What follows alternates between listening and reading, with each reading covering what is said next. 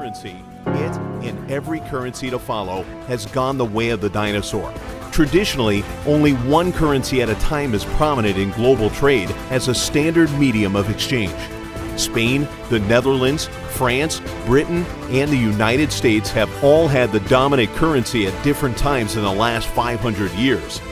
If you believe the US dollar will be an exception to the fact that all past currencies have failed, time will most likely prove you wrong, and it will cost you dearly. The US dollar rose significantly in global reserve status after World War I, and it was later made official near the end of World War II.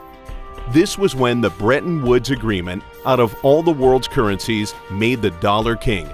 At this time, international dollar reserves were convertible to gold at a stable rate of $35 per ounce. This changed in 1971 when the U.S. under President Nixon announced a temporary pause to gold convertibility, though this did not turn out to be temporary at all. The U.S. dollar from then on was a fiat currency. This means the world's medium of exchange ever since has had no intrinsic value. It was not a representation of any commodity, and new units were created at the discretion of the American government. Such a system alone would likely lead to lower United States economic strength, which is why Nixon convinced Saudi Arabia and later OPEC, the oil-producing nations, to only sell oil for dollars. This created a much different world currency paradigm that would be known as the petrodollar. An increasing supply of dollars needed to be created to fund America's ongoing wars and social programs. Without a global demand for these dollars, without the petrodollar, Americans would have seen high inflation in their economy. Now, 43 years later, headlines everywhere are proclaiming that the dollar as a world reserve currency is likely nearing its end. Japanese yen, the Swiss franc, and even Chinese yuan have been increasing as a percent of foreign reserves held in banks. The king dollar is shrinking as a percentage of the world's currency supply. US dollars in 1952 made up 90% of the money on the globe. Now, they only make up 15%. In 2008, during the economic crisis, the president of France, Nicolas Sarkozy, said we must rethink the financial system from scratch. In 2009, the governor of the People's Bank of China, their central bank, argued that a gradual move away from the US dollar as a reserve currency would prevent economic disorders like the 2008 crisis. He also recommended a global currency, following the same argument as John Maynard Keynes that there's an inherent dilemma when using a national currency as a world currency because of the conflict between balancing foreign and domestic needs. Brazil, Russia, India, and China are frequently coming out with new agreements for direct trade in their own national currencies. Together with South Africa, they form what's known as the BRICS nations. The BRICS are severing financial ties with the old superpowers of the world and creating their own institutions to replace those of the West.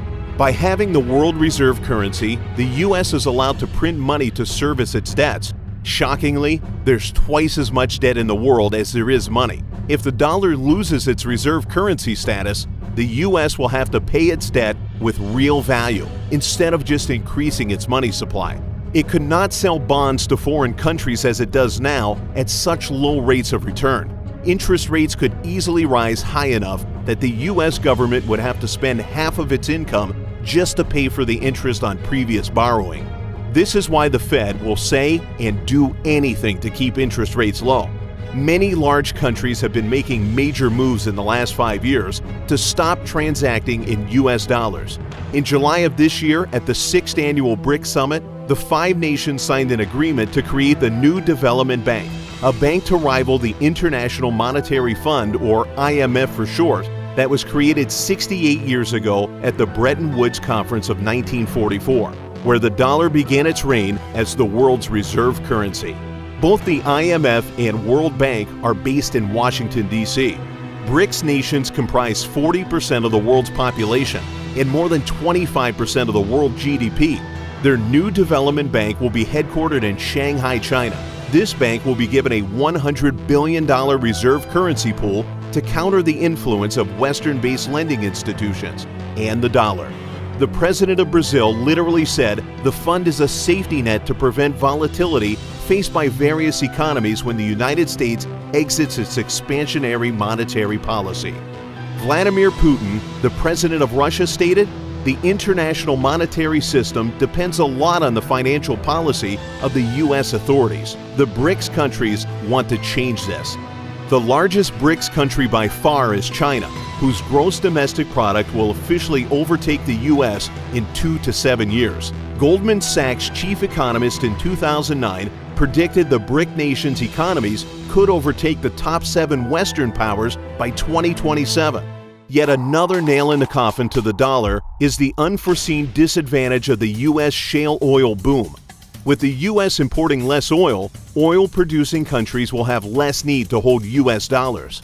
U.S. net oil imports from OPEC countries has declined 50% since 2008, from 6,000 barrels per day to only 3,000 in May 2014. Estimates now calculate that Saudi Arabia exports more oil to China than it does to the United States. Furthermore, Russia and China have a new deal to sell energy in their local currencies instead of the dollar. Iran sells oil directly to China in Chinese yuan.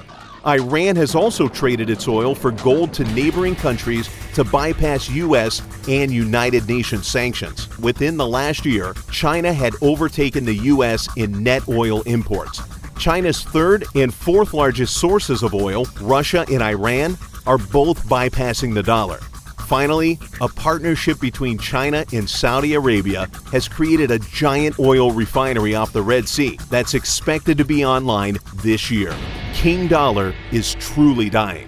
In addition to this, less U.S. oil imports means less dollars going abroad, which means more dollars are coming back inside the United States. This will inevitably cause additional inflation that's been overdue, as America's money supply has more than doubled in the last 10 years. Estimates put more than half of all U.S. dollars as being held abroad. It will be devastating to the value and stability of U.S. currency and domestic economy when these dollars return. The reality is, the U.S. will surely lose its reserve currency status, and it will likely be after a major reset of the global monetary system. Some economic analysts are even saying this could happen as soon as 2018.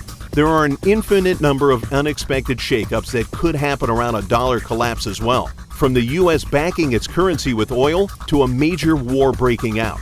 However, there are no circumstances that are absolutely certain.